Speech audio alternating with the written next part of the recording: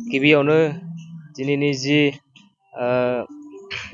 गिबि मुंख्लं सुजित नार्जारी बिथांनि जि दिनैनि थैनाय सान बे हाबाफारिखौ जों दिनै गबसासुबा दालाइ एबसुआ जि बोसोरफ्रोमै जिबायदि फालियो देग्लायबो जि दिनै 12 जुन बे 12 जुनाव जि जों दिनै बिथांनि जि थैनाय सान बे थैनाय सानखौ जों फालिनाय जादों आरो बे हाबाफारियावनो जोंनि गेजेराव नुजाथिफैनो हादों बड'सा गुदि बर' थुनलाइ आफादनि गाहाय नेहाथारि आदा तपन बर' लोगोसे गबसासुबा दालाइ एबसुनि बोसोनगिरिजों लोगोसे बारग' बिबानगिरि बिथांमोनाबो दिनैनि जि सुजित नार्जारी बिथांनि जि थैनाय सान बे थैनाय सानाव बाहागो लादों।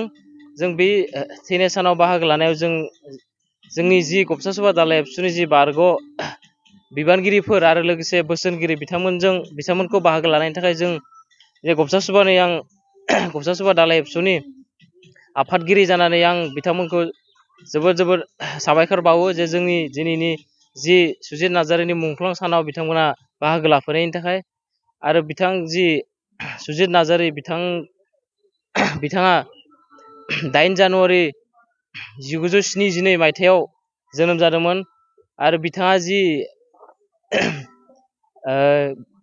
बड'फा उपेन्द्रनाथ ब्रह्मनि जि बड'लेण्ड सोमावसारनाय बे सोमावसारनायाव बिथाङा खोब मैखोमै उन्दै बैसोआवनो बाहागो लादोंमोन।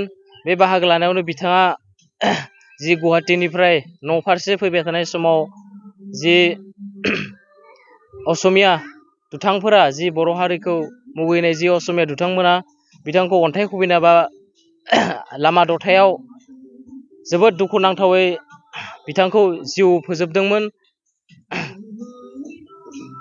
बे जिउ फोजोबनाय जि दिनैनि 12 जुन बे जुनखौ जों जि दुलाराय बर' फरायसा आफादा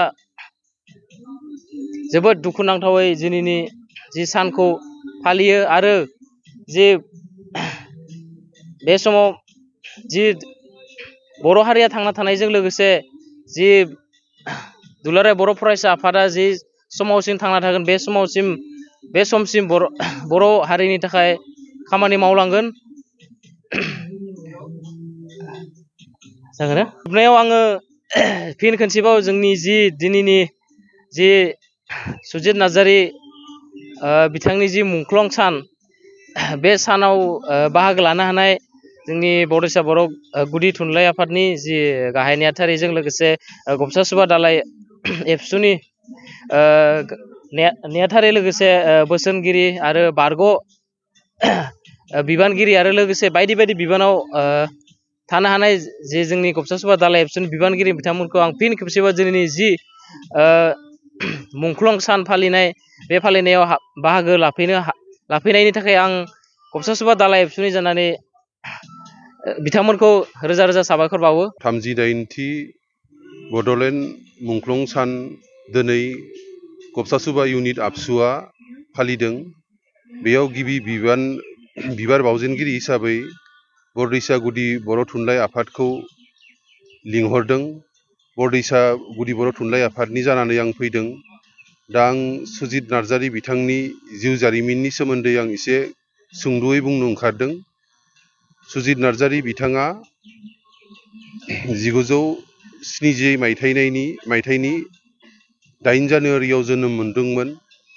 जेब्ला उपेन्द्रनाथ ब्रह्म बिथाङा डिभाइड आसाम 50-50 मोनसे सोमावसारदोंमोन। आसाम रायजोआव जेब्ला बर'फोरखौ गुबुन हारिया नास'दोंमोन, आसाम रायजो बा बुहुमनाङैनो बर' हारिखौ फोजोबस्रांनायनि जा थांखि लानानै बर' हारिफोरनि सायाव मोनसे अयथासार सोलिदोंमोन। बै अयथासारनिफ्राय उदांस्रि मोननो थाखाय बर'फोरा गासैबो ओनसोलाव मोनसे जांख्रिथाय लाबोदोंमोन। बे जांख्रिथायखौ देखायनो बा दिन्थिफुंनो थाखाय गुवाहाटी जज फोथाराव मोनसे मास गेदारिं लादोंमोन। बे मास गेदारिंनिफ्राय फैनाय समाव सुजित नार्जारी बिथाङाबो बाहागो लादोंमोन। जेब्ला फैबाय थानाय समाव तिहु नलबारियाव दुथां बर'नि सायाव नायनो रोङै उदखारि बिथांमोना अन्थाइ खुबैनानै सुजित नार्जारी बिथांखौ अबथिरायै जायगायावनो जिउ गोमाहोदोंमोन। बेनि लेखायैनो जोङो 12 जुन 1987 मायथाइखौ जोङो फार्स्ट बड'लेण्ड मार्टियार डे हिसाबै जों फालिगासिनो दं आरो दिनैबो फालिगासिनो दं। इयुनावबो बेखौ बे बुहुमा जेब्लासिम थागोन बा फरायसा आफादा जेब्लासिम बे बुहुमाव थांना थागोन अब्लासिम 12 जुनखौ जोङो बड'लेण्ड गिबि मुंख्लं सान हिसाबै फालिगासिनो थागोन। बे लेखायैनो दिनै गबसा सुबा इउनिट आबसुनि गासैबो सेंग्रा सिख्ला बा बिबानगिरि बिथांमोना सुजित नार्जारी बिथांखौ गोसोखांनाय बा बिथांनि जा आत्मा बलिदान बेखौ गोसोखांनानै साफ्रोमबो बिबानगिरि बिथांमोना दिनै मोनसे हाबाफारि लादों। आं बे हाबाफारियाव बाहागो लानानै गोबां गोजोननाय मोन्दों। आं गबसा सुबा इउनिट आबसुखौ आंनि गोसो गोरबोनिफ्राय साबायखर बावनो सानदों बा अरायबो आं बिथांमोनखौ आंनि गोसो गोरबोनिफ्राय साबायखर बावदों।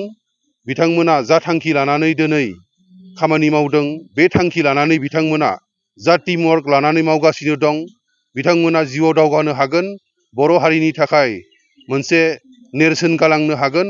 बर' हारिखौ एसेबाबो बिथांमोननि नाजानाया बे बुहुमाव बे फरायसा आफादखौ जौगाहोनायाव एसे खामानि होगोन होननानै आं सानो।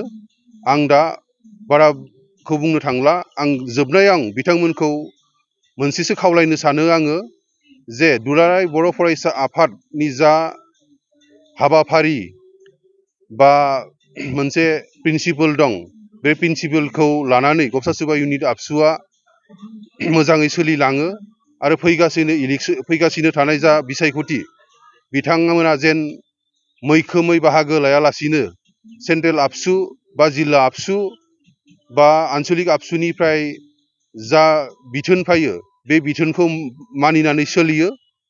आं बेखौसो खावलायनानै बिथांमोनखौ आंनि सुंद' बिबुंथिखौ एसेयावनो दोनथ'बाय। गोजोन्थों।